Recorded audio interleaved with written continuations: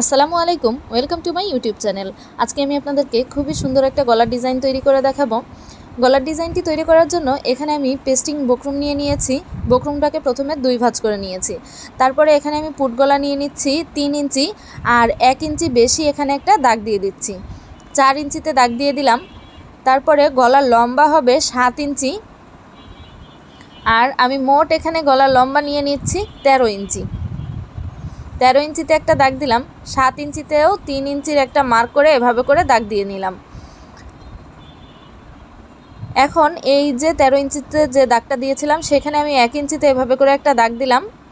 তারপরে একদম উপর থেকে নিচে এভাবে করে ভি শেপে আমি দাগটাকে মিলিয়ে নিব।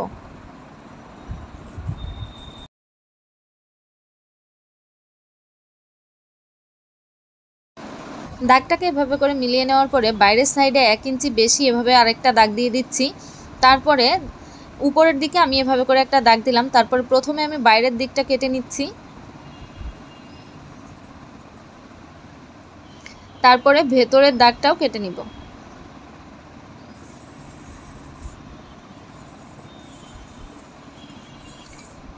এভাবে করে কেটে নেওয়ার পরে আমি ভেতরে যে বকরুমটা আছে এই বকরুমটা ফেলবো না, এটা দিয়ে আমি গলার ভেতরে একটা পট্টি লাগাবো। তার জন্য বকরুমটাকে একটা সাইডে রেখে দিলাম। তারপরে এই গলাটাকে আমি কাপড়ের সাথে এভাবে করে আয়রন করে নিয়েছি। তারপরে সাইডটা এভাবে করে প্রথমে ভাঁজ করে নিব।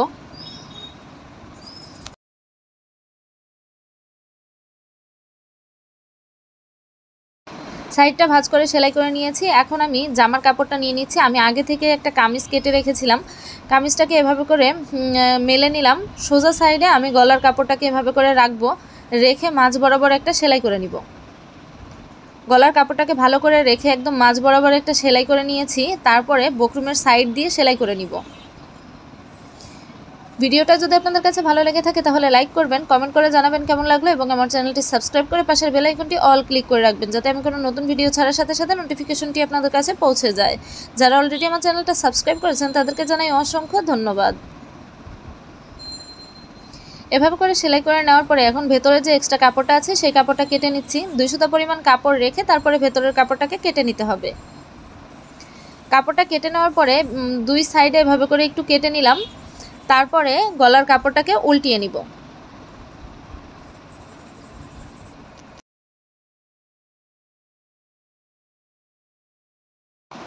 গলার কাপড়টাকে উল্টিয়ে আমি আয়রন করে নিব। তারপর আমি এখানে 2 পিস কাপড় নিয়ে নিচ্ছি। কাপড়টার উল্টা সাইডে আমি এভাবে করে পেস্টিং বকরুম আয়রন করে নিয়েছি। কাপড়টার চওড়া নিয়েছি 3 ইঞ্চি, লম্বা নিয়ে নিয়েছি 15 ইঞ্চি। এখন এখান থেকে 1 ইঞ্চি 2 সুতাতে একটা দাগ দিয়ে দিচ্ছি। এভাবে করে 1 ইঞ্চি 2 সুতাতে দাগ দিয়ে তারপরে স্কেল দিয়ে দাগটাকে সমান করে এভাবে মিলিয়ে নিব।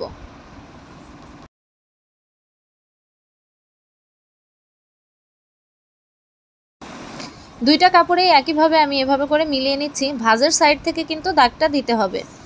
ভাঁজের সাইড থেকে 1 ইঞ্চি 2 সুতাতে এভাবে দাগ দিয়ে তারপরে দাগটাকে মিলিয়ে নিব।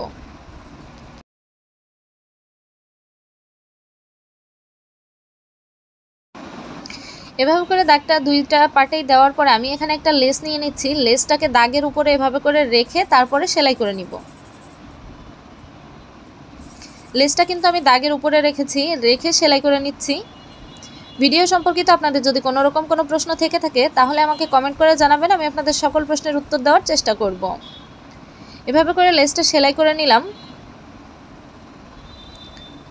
লেসটা সেলাই করে নেওয়ার পরে এখন আমি জামার কাপড়টা নিয়ে নিচ্ছি।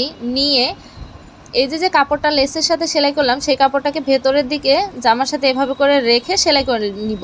যতটুকু আপনি লেসটা বের করে রাখতে চান ততটুকু লেসটা বের করে তারপরে সেলাই করে নিতে হবে।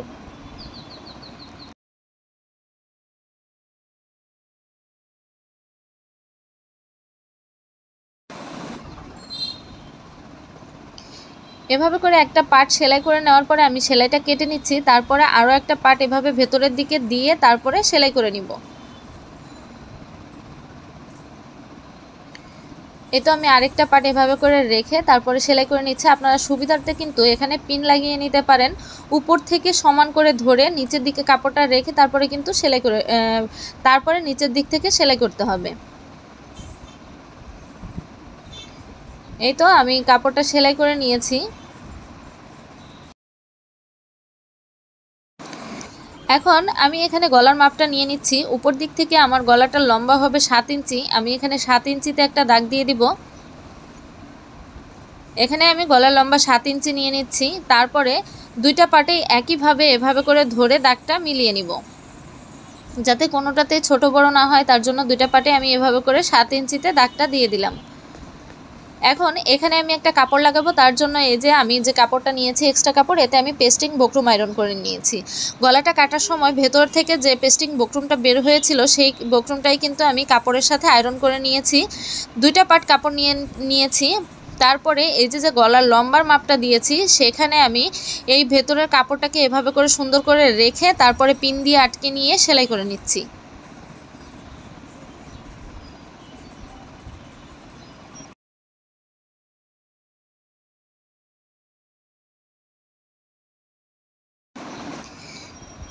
এভাবে করে গলাটা সেলাই করে নিলাম।